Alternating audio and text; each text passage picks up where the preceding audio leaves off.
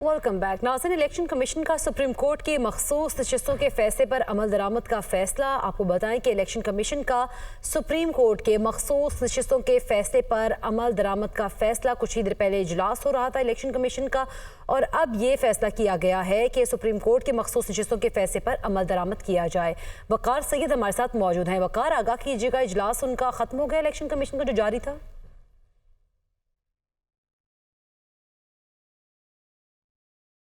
खत्म हो चुका है और इलेक्शन कमीशन ने ये फैसला किया है कि अब सुप्रीम कोर्ट की जो फैसला है उस पर मुकम्मल जो है वो अमल दरामद किया जाएगा। लेकिन लीगल टीम को ये हिदायत की गई है कि इस फैसले पर अमल दरामद से मुतल्लिक अगर कोई रुकावट आती है या किसी भी जगह पे कोई रखना है या कोई अभाम है तो उससे मुतल्लिक जो है वो सुप्रीम कोर्ट से रजू किया जाएगा। जबकि जो इलेक्शन कमीशन का ये फैसला है उसमें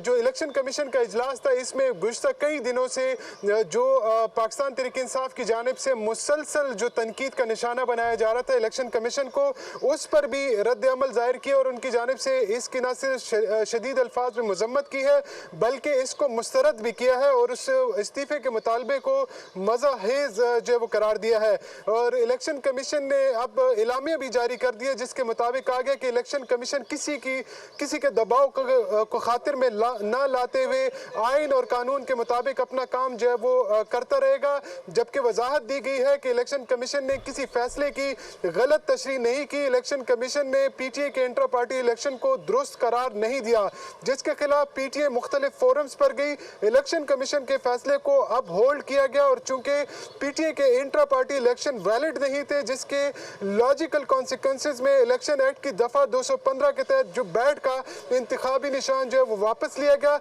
लिहाजा इलेक्शन कमीशन पर इल्जाम तराशी इंतहाई नामुनासिब है। इलामिया में ये भी कहा गया कि जिन 39 एमएनएस को पाकिस्तान तहरीक इंसाफ का एमएनए करार दिया गया है उन्होंने अपने कागजाती नामजदगी में पीटीआई से अपनी एफिलिएशन जो है वो जाहिर की थी, जबकि किसी पार्टी उम्मीदवार होने के लिए पार्टी सर्टिफिकेट और डिक्लेरेशन रिटर्निंग अफसर के पास जमा कराना जो है वो ज़रूरी है चूँकि इन उम्मीदवारान ने जमा नहीं कराए थे। लिहाजा रिटर्निंग अफसरान के लिए मुमकिन नहीं था कि वो उनको पीटीआई का कैंडिडेट जो है वो डिक्लेयर करे। इसमें मजीद कहा गया कि जिन 41 उम्मीदवारों को आज़ाद डिक्लेयर किया गया है उन्होंने ना अपने कागजाती नामजदगी में पीटीआई का जिक्र किया और ना ही कोई ऐसी एफिलिएशन जो है वो जाहिर की और ना ही किसी पार्टी का जो है वो टिकट जमा कराया। लिहाजा रिटर्निंग अफसरान ने इनको आज़ाद हैसियत में इलेक्शन में हिस्सा लेने की इजाज़त दी। इलेक्शन जीतने के बाद कानून के मुताबिक 3 दिनों के अंदर एमएनएज ने रजाकाराना तौर पर सुन्नी इत्तेहाद कौंसिल में शमूलियत इख्तियार की, जबकि सुप्रीम कोर्ट में सुन्नी इत्तेहाद कौंसिल इलेक्शन कमीशन और पेशावर हाई कोर्ट के फैसले के खिलाफ अपील में आई। सुन्नी इत्तेहाद कौंसिल की अपील जो है वो मुस्तरद कर दी गई। पीटीआई इस केस में ना तो इलेक्शन कमीशन पार्टी थी और ना ही पेशावर हाई कोर्ट के सामने पार्टी थी और ना ही इलेक्शन कमीशन में ये सुप्रीम कोर्ट में इस केस में कोई पार्टी थी। तो यूँ इलेक्शन कमीशन ऑफ पाकिस्तान ने अब ये फैसला किया है कि इस फैसले पर मनोअन जो है वो अमल किया जाएगा और इसके अलावा अगर कोई अभाम मौजूद है, क्योंकि मुख्तलिफ तजावीज़ दी गई थी जिसमें ये कहा गया कि एक रुकन 2 एफिडेविट कैसे जो है वो जमा करा सकता है, उससे मुतल्लिक अगर कोई अभाम है तो वो बाकायदा तौर पर सुप्रीम कोर्ट से रुजू कर सकता है। जैसा कि सुप्रीम कोर्ट के हुक्मनामे पैरा 8 में जो है वो जजेस ने बाकायदा तौर पर जो है इलेक्शन कमीशन और पीटीआई को ये हिदायत की थी कि किसी किस्म की जो मिसअंडरस्टैंडिंग की सूरत में उनसे रुजू किया जा सकता है। जबकि पाकिस्तान तहरीक इंसाफ को जो एमएनएज हैं उनसे मुतल्लिक भी उन्होंने वजाहत की कि जो 41 एमएनएज हैं उनको इस वजह से आज़ाद डिक्लेयर किया गया है क्योंकि उन्होंने ना तो पाकिस्तान तहरीक इंसाफ का कोई सर्टिफिकेट जमा कराया था ना ही जो कागजाती नामजदगी में कोई ऐसी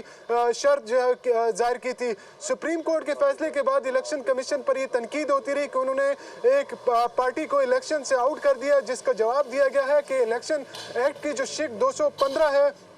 उसमें वाज़ेह तौर पे बाकायदा तौर पर दर्ज है कि कोई भी सियासी जमात अगर अपना इंट्रा पार्टी इंतखाब नहीं कराती तो ऐसी सूरत में उनका इंतखाबी निशान जो है वो विड्रा कर लिया जाएगा। जी अच्छा वकार, इस मुतालिब बताइए कि उनके पहले कहा जा रहा था कि जो कि मुख्तसर फैसला आया है इसको मौखर किया जाए और इसके ऊपर अमल दरामद अभी नहीं मुमकिन है, तो इस इजलास में